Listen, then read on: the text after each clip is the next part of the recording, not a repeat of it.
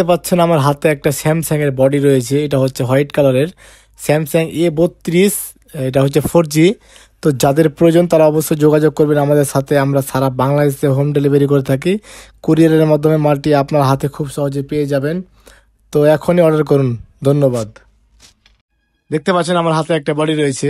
এই বডির মাধ্যমে আপনার ফোনটিকে আপনি খুব সহজে নতুন করতে পারবেন। বডির মডেলটা হচ্ছে আপনার Y28।